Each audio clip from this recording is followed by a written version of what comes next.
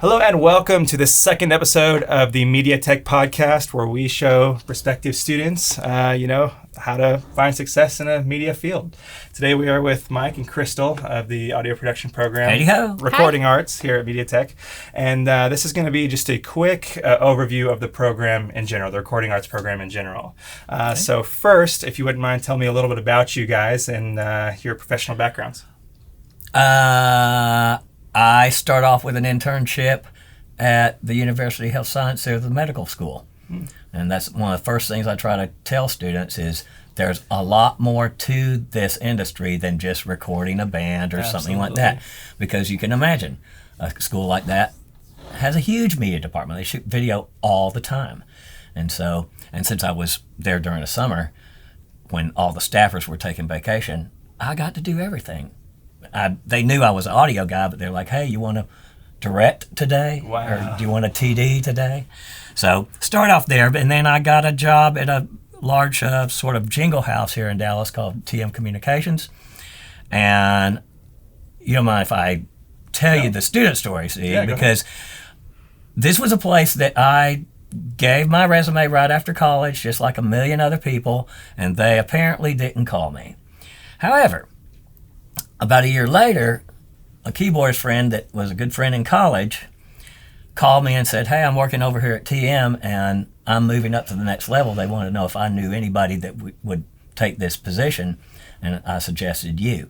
So I tell students all the time, look, you may not be the first one to get a certain job, but don't you want to at least know the person who got it? Exactly. Because when they move up, they're going to maybe get you in. So in media in general, I think that networking is like the number one most important thing. Well, as they say, who you know will get you the job. What you know will keep you the job. Yeah, that's perfect. And how about you, Crystal? What's your professional background? Serial entrepreneur, basically. I started out also interning, but for major labels back in the early 90s. I started out, I guess, as well, just as a lover of music, but I wasn't actually on the performing side. I don't sing, and I don't record. I don't create music, but I help those that do. So I started out, like I said, as an intern with the major labels distribution companies. You're good. And then did that all the way up to Napster, and then the industry took its turn, and I knew digital was going to be where we ended up, so I went the traditional marketing route and started at a boutique agency called McMahon & Tate, not the one from Bewitched. But it was a great little boutique agency here in Dallas in 1998, and they had their own IT department. So that was the beginning of the next 15 years of my life of working in all aspects of digital, traditional digital, out of the music industry. But along the way, I got married and had a child, and my husband had a label and a publishing company. And so I always had a little, toe in the industry. And then about 5 years ago, I had an opportunity to switch careers, and so I decided to open up a music school, and which was a little unique because I didn't teach music. I taught marketing, and it was from actually being so close to the musician side of the career musician, but working for traditional marketing agencies and seeing how much they needed that knowledge. And so I wanted to bring that knowledge to the entrepreneurial, do-it-yourself musician. And so I started my music school to do that. And along the way, met the folks here at MediaTech. And 4 years later, I closed down the school in order to really spend more time doing what I do here at MediaTech, which I love. And that's working with the up-and-coming new musicians of the new music era, which is the digital era. And they are really the pioneers of where we're going with the music industry. And being at this side of it, it's amazing. That's awesome. So Mike's more of a producer and you're more on the business side, I guess. That's right. That's awesome.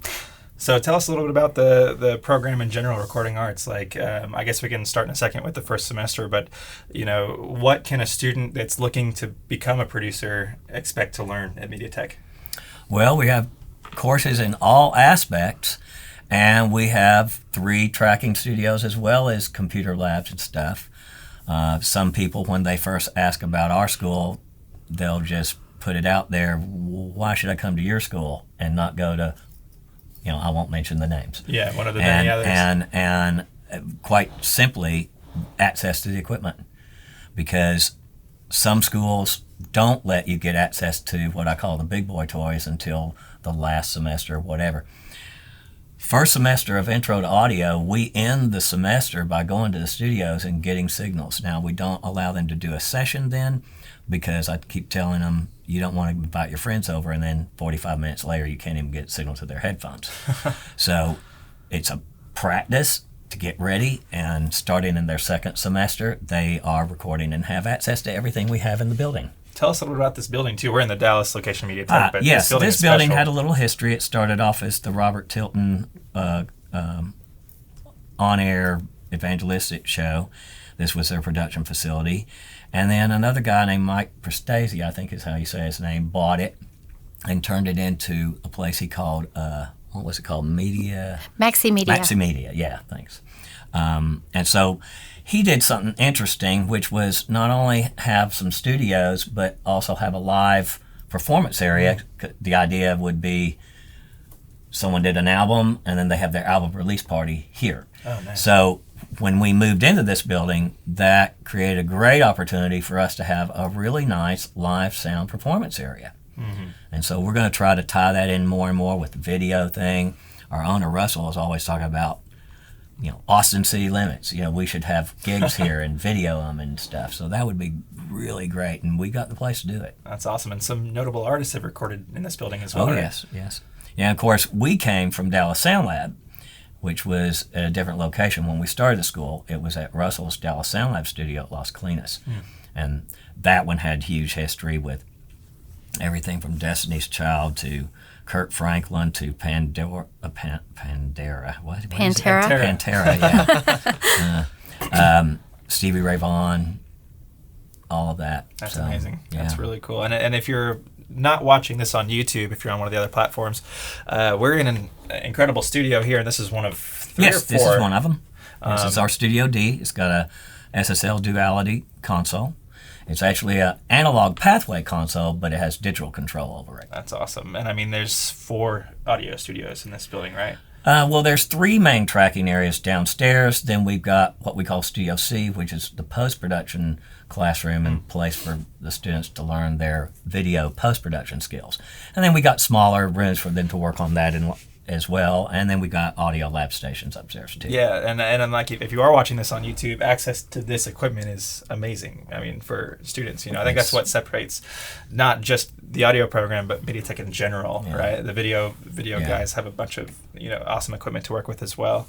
So let's get into the semester 1 a little bit. What do they expect to learn when they get right into the school? Well, I usually teach 2 of those classes. One would be called Intro to Audio, which is basic audio production. The other one's called Intro to DAW, D-A-W, Digital Audio Workstation. And that's pretty much just the computer. So the DAW class is Pro Tools. So you're doing everything in the computer, learning how the software works. Whereas the audio class is everything else but microphones, consoles, signal processors, setting up mics, all the rest of it. Mm-hmm. That's awesome. And they take Crystal Business class as well. They take a live sound class. And depending on which program they're under, either the certificate or the associates, they may have a general ed class as well. That's awesome. And then I guess I forgot Wes, huh? He teaches them on a sort of a song crafting type of class. So they get some of the artistic behind it as well. That's awesome. And then what about going into semester 2? Well, semester 2, they have advanced DAW, and then they have Studio Techniques, which is the one that's the prerequisite to the Intro to the Audio, because Intro to the Audio, we're learning the big stuff and getting ready to use it. The second semester has Studio Techniques, and as the name implies, you're in the studio a lot more and doing that.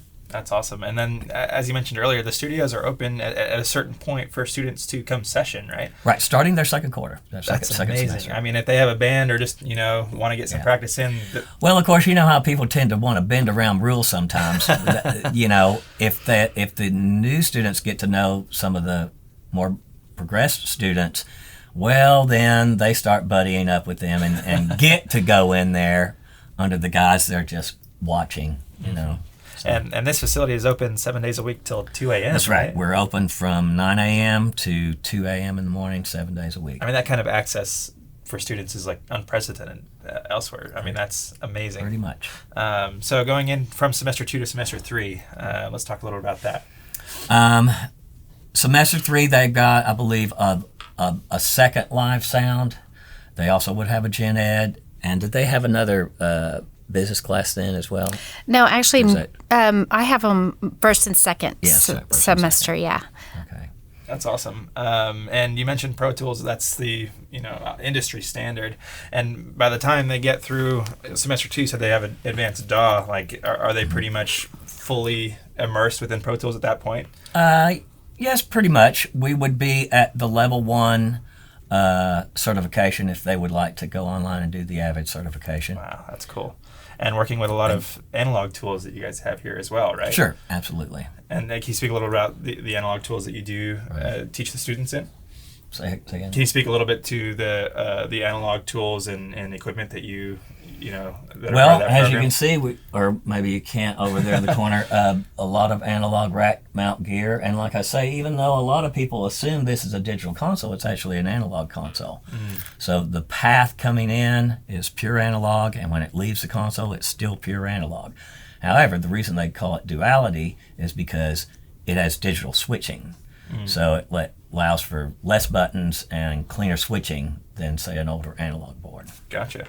That's awesome. So let's speak a little bit more about the business side with you, Crystal. So I think a lot of the students coming in, what is their first impression of what they think professional life is going to be like? Like, what is in their head, what is that going to be? It's across the map. Because I'm lucky to get them in first and second semester, and from what my curriculum is based off of is really 2 things: teaching them the foundation of the music business, which is copyright, because you've got to understand copyright first and foremost, and what is that made up of. So we start on copyright and the definitions of the different roles that are played, from songwriter to producer. And there's not always a clear line of understanding of the difference in those 2 roles. But each of them have their own revenue streams. So everything that I teach is about revenue stream, which is, it's all about the money, right? That's why we're doing this. So it's about revenue streams throughout. And so I talk to the potential studio owner, to the live sound engineer career path, to an artist that's wanting to learn how to do their own recording, so the true do-it-yourself musician, entrepreneur, and but also concert promoters. There's room for just about any career path once you understand the recording arts. So we're talking about all these career paths and all the revenue streams, while at the same time, from the beginning of semester 1 through the end of semester 2 in my class, we're working on brand. So the overarching goal is for each individual student to walk away from my class understanding their own brand and what is a brand. They understand what a project plan is, budgeting, competitive analysis, and products and services, and all of that, and what all that means uniquely to them. So most of the projects that we do are actual real life projects they're working on. So like my Music Business 2 class right now, I have probably 8 students that are working on their brands. I have 2 that are putting on events, festivals. I have 2 that are putting out singles, one that's putting out an EP, another one is putting out a full-blown album, very ambitious. And along with that is apparel and merchandise and concert planning and budgeting, understand the roles of the manager, the agent, the producer, the promoter, the venue owner. What are labels nowadays? I mean, they spend 3 hours a week with me, and it's still not enough time. I've got so much to share because there's so much that you can do because that's what technology is given us. Yeah, exactly. And I come from the film side. I'm a graduate of 2013, I think, of MediaTech. And I think it's important to realize, I may have gone into the film program expecting to work on a Marvel film, immediately upon graduating. But there's, like you said, so many different paths among graduating that is not only the real world of how you're going to be working upon graduating, but finding your passion within that is very important, I think, too. Absolutely. And I love that MediaTech places as much emphasis on the actual artistic and technical recording of audio as they do the business side, especially now, as like you mentioned earlier, things are digital now. It's totally new. People are forging their own paths. How is, a graduate getting into the industry different now than it may have been 15 years ago? Well, it's kind of the master of trade. What is it? The master of none. Oh, I know the proverb you're talking about. Yeah. My brain just shut down. Just had a 3-hour class this morning. No, you're good.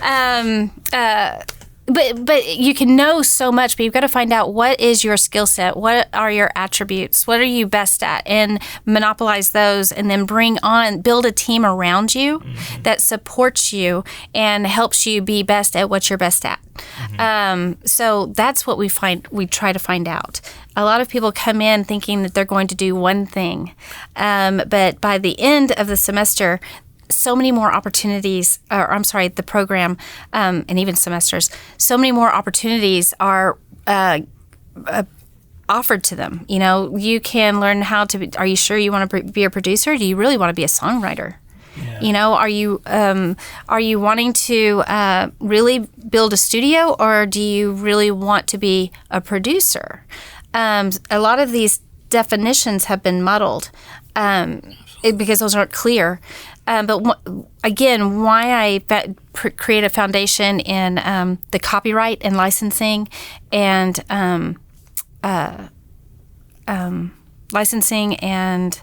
copyright, licensing, and royalties.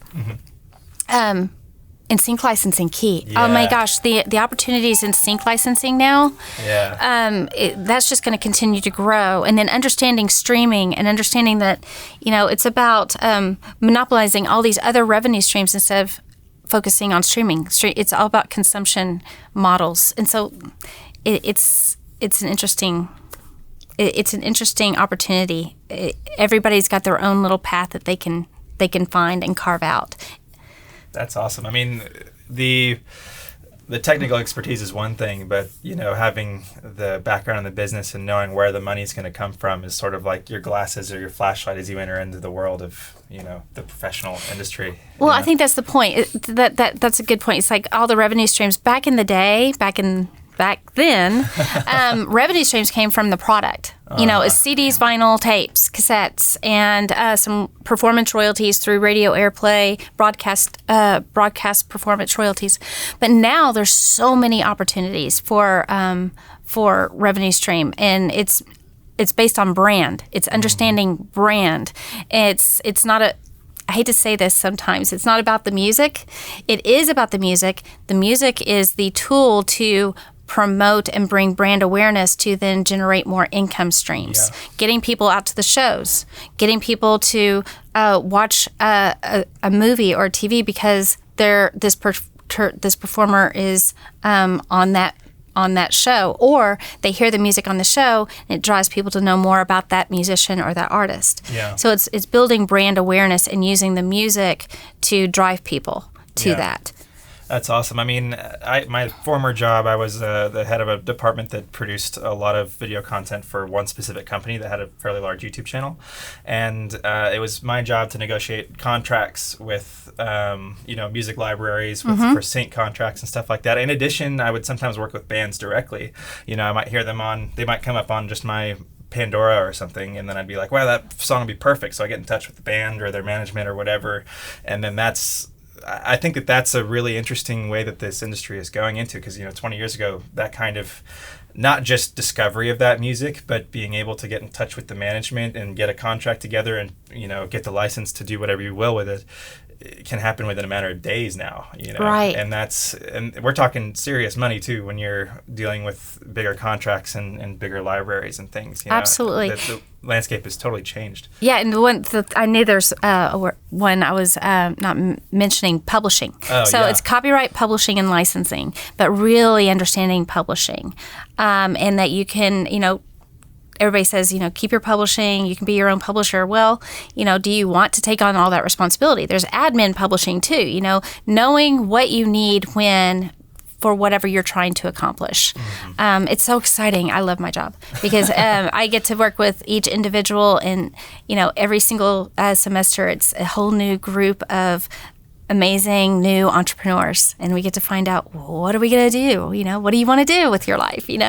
Love what you do. How can we make you love what you do? So That's it's awesome. And so I'd like to take us back to the classes, because I want to plug the post-production class. They don't get to that till third or their fourth semester, depending on their curriculum. This is where they do audio for video product. Mm-hmm. So they'll learn a little bit about location audio or production audio, and then one of their great projects they do is take a motion picture, some full release motion picture, pick about 3 minutes or so of that, and we have them wipe the audio track completely and redo everything. Wow. Including dialogue, including sound effects, including music. Now, most of our students don't write their own music for that, although some have done that to score their own. But, there's libraries of other avenues to get music for films. Mm-hmm. But some of those are just amazing when you see them. I mean, I've had parents we used to keep a loop of it playing in the lobby, and they go, well, yeah, I recognize that movie. What did y'all do on that movie? And then I would explain to them, well, what you're hearing is not the movie. It's what the student did. And they'd be blown away. They'd be like, are you kidding? I thought that was the movie again. Unless, of course, it's some famous actor, like Clint Eastwood, and when they talk, you go, that's not Clint Eastwood talking, That's really cool. And that's a good segue. With me in the film program, a lot of the projects were like extremely fun to do, and that seems like a great example of one of those. Are there any other interesting projects that you could speak to? Well, they're all interesting to the students, so I don't know where I'd go for that. But of course, for y'all's thing, y'all's program builds up to have your movie at the end.